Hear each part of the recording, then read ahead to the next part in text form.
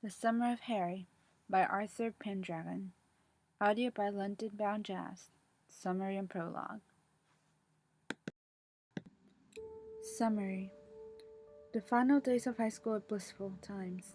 Times when you don't have to worry about anything because college is months away and you just graduated. For 18-year-old Poppy, however, the final days of her high school career are littered in terrifying news, and suddenly life isn't the same anymore. Each year, for 6 days, Poppy and her older brother take a trip to Warren County, North Carolina, to visit people their families spent admin time with years ago. This trip is no different from all the others they have taken, though carrying a secret as big as the one Poppy has changes more than she can handle. Then there is a boy, a stranger, a lost and fighting his own set of battles young man with a heart of gold and a smile to match. Things are different once he enters the picture, and the things that Poppy had originally set out to do this summer float away with the wind. Prologue. Author's note. This story was written when I was 15 and was the first fanfic I wrote. Due to my inexperience, you will find the story to follow many cliches and to be terribly written. It's also inaccurate in some parts, as you will gather later on. I apologize greatly for that. I would delete this story, but many people seem to like it, so it stays. Thank you for taking the time out to read this little work of fiction. Also, please, and I am begging here, do not comment on the similarities between this story and Nicholas Sparks' A Walk to Remember. Any resemblance to Sparks' novel are purely coincidental. The Harry Styles in the story is in no manner a knowledgeable depiction of a real-life Harry Styles. This is all for imagination. Please be wary of that. I hope you have a lovely day or night wherever you are. Prologue. As the wind blew, tresses of my hair seemed to breathe it in. In through my nose, I smelled the increasing scent of gas, waiting for my brother's return. The book that I held in my hand flipped its own pages, and I vowed, in my head, to finish it on the long ride. "Let's go," Wes, my brother, said to me. From his index finger a set of keys twirled. "You didn't want anything, right?" I smiled, shaking my head. "No, I'm fine. Let's get going." Every start of July was the same. I would wake up, tear open the curtains of my bedroom, and squeal to myself in delight. Every summer was the same, and as such, so was my reaction. For years, my brother and I have been loading up his small car and taking a 60-day-long trip to Warren County, our childhood home. There, he would visit his college friends and attend numerous parties while I stayed in with my own best friend. Back inside his car, Wes immediately stuck his keys in and drove. I strapped on my seatbelt, and the hold I had around my book loosened. I had already started to read it again when my brother invaded my thoughts. "Are you excited?" he asked me. I almost snorted in answer. "Of course I am, Wes. This is the only thing I look forward to all year. Why wouldn't I be excited?" He bit his lip and in haste glanced at me. I knew that look. It was a look between sadness and worry, the two emotions my brother took head on these days. "It's just that after what happened, I don't want you to think—" "I'm fine," I told him, my tone heated. I hated discussing this with him, and he knew it too. Yet he prodded. "Just drive and stop worrying. I'm turning the radio up." Doing as I said, I touched my fingers to the small knob and turned the dial all the way up. Pop melodies filled the car immediately, making me wince at the volume. I didn't bother turning it down, however. I needed the space from Wes, the space to think and calm myself down. He knew I despised talking about what had happened, and here he was, bringing it all up again. For the next few hours, after I eventually slowed the music down, and then completely off, the only sound heard was the car rolling across the windy roads leading to our destination. I set my head against the glass window to my right, luscious grass and tall trees overtaking my vision. A happy smile graced my lips When the sign, "Welcome to Warren County," passed us by, I was finally home. Thank you for listening. All rights go to Pendragon. An audio by London Bound Jazz.